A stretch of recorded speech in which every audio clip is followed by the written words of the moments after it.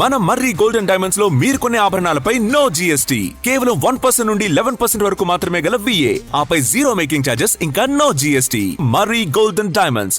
ఇటుక బట్టీల్లో ఏళ్లుగా ఆటవిక రాజ్యం నడిచింది. దిక్కులేని కూలీలపై యజమానుల ఆగడాలు, అకృత్యాలు పెచ్చుమీరాయి. ఇదేంటని ప్రశ్నించిన వలస కార్మికులపై దాడులు నిత్యకృత్యంగా మారాయి. బట్టీల నిర్వాహకులు కూలీల్ని బానిసలుగా చేసి వెట్టి చాకరీ చేయించుకున్నారు.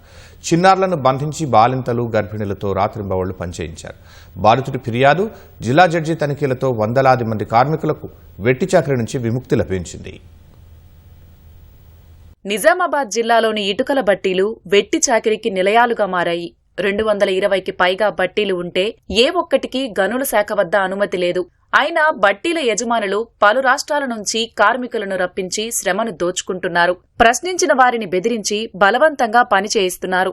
వలస జీవుల కష్టాన్ని నిలువునా దోచుకుని కోట్లు గడిస్తున్నారు. ఆర్మూరు మండలం మగ్గిడి, ఆలూరు మండలం దేగాంలలో 3 యజమానులు ఇటుక బట్టీలు ఏర్పాటు చేశారు.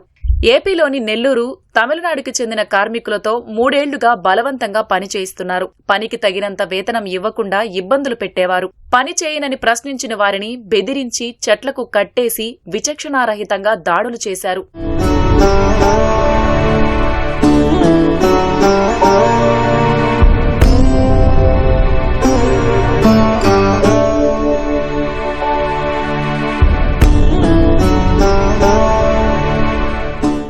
రమణయ్య మేస్త్రిని నన్ను తీసుకొచ్చాను. నెలకి మీకు 30,000 దాకా 36,000 దాకా మీకు జీతాలు వస్తాయి, మీకు మీ కష్టాలు తీరిపోతుంది అని చెప్పి తీసుకొచ్చాను సార్.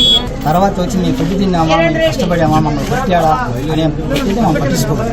కొంచెం చెప్పామంటే ఆయన ఎవరు చెప్తారు, ఎలా చెప్తాం మాకు తెలియదు. వెంటనే ఆయన ఫోన్ వస్తాయి. ఫోన్ పోతే ఆయన వచ్చి ఏం చేస్తారంటే కొట్టుకొని కొట్టినట్టు కొడతారు. అలా కూడా మగాడు కిరణ్ రెడ్డి చెప్తారు. నేను అడిగామంటే మాకు నోటు దర్శనం కనీసం మాట్లాడుకుని మాకు వాయిపీడు చిలుపు రాసి సీట్ రాయిస్తారు. 10,000 రాయికి వస్తే 500, 600 రాస్తారు. సీట్ రాస్తారు చేతులు. కష్టం అని అడిగినామంటే లేదు. ఎందుకో ఏం నీకు జబ్బు, బట్టలు కావాలా నేను తెస్తాను, గుట్లు కావాలి నేను తెస్తాను, నీ ఒళ్ళు వాళ్ళు డాక్టర్ రప్పిస్తాను అక్కడ నుంచి అడిగినామంటే అక్కడ మనకు తెలియకుండా పోయినామంటే ఊళ్ళో వాళ్ళు ఫోన్ చేసి చెప్పారంటే పట్టుకొచ్చి చోటు పట్టేస్తారు. యజమానుల వేధింపులు భరించలేని ఓ కార్మికుడి ఫిర్యాదుతో జిల్లా అధికార యంత్రాంగం కదిలింది. మగ్గిడి, దేగాంలలోని బట్టీలను సందర్శించిన జిల్లా ప్రధాన న్యాయమూర్తి భారతలక్ష్మి కార్మికులతో మాట్లాడి సమస్యలను అడిగి తెలుసుకున్నారు. పనికి కనీస వేతనం ఇవ్వడం లేదని బాధితులు వాపోయారు. బాలింతలు, గర్భిణులు, చిన్నారులకు సరైన ఆహారం లేక ఇబ్బందులు పడుతున్నామని ఆవేదన వ్యక్తం చేశారు. వారి బాధలను విని చలించిపోయిన న్యాయమూర్తి 410 మందికి విముక్తి కల్పించి బస్సుల్లో వారి సొంతూళ్లకు పంపించారు. ఇటుక బట్టీల యజమానులపై చట్టరీత్యా చర్యలు చేపట్టడం సహా వాటిని సీజ్ చేయాలని అధికారులను ఆదేశించారు. ఏదైతే మాకు కంప్లైంట్ వచ్చిందో అవన్నీ కూడా ఇక్కడ క్లియర్ గా నిజాలన్నీ కూడా కనపడతా ఉన్నాయి.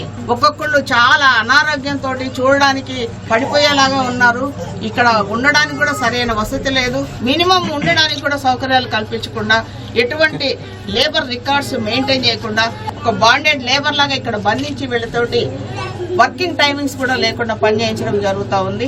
వీళ్ళందరినీ కూడా ఇమీడియట్ గా రెస్క్యూ చేసి వాళ్ళని షెల్టర్ హోమ్ కి తరలించి వాళ్ళకి కావాల్సినటువంటి సదుపాయాలు కల్పించి వారికి కావాల్సిన కాంపన్సేషన్, రావాల్సిన నష్టపరిహారాలు అన్ని ఇప్పించి వారిని ఇక్కడి నుంచి వారి సొంత ఇళ్లకు తరలించేదానికి మేము అన్ని ఏర్పాట్లు చేస్తున్నాము. కార్మికులను ఇబ్బంది పెట్టి ఇటుక దందా సాగిస్తుంటే అధికారులు నిర్లక్ష్యంగా వ్యవహరించిన తీరు విమర్శలకు దారితీస్తోంది. బట్టీల యజమానుల నుంచి డబ్బులు తీసుకున్నందునే పట్టించుకోలేదనే ఆరోపణలు వినిపిస్తున్నాయి. ప్రభుత్వం స్పందించి అనుమతి లేకుండా కొనసాగుతున్న బట్టీలపై చర్యలు తీసుకోవాలని స్థానికులు డిమాండ్ చేస్తున్నారు.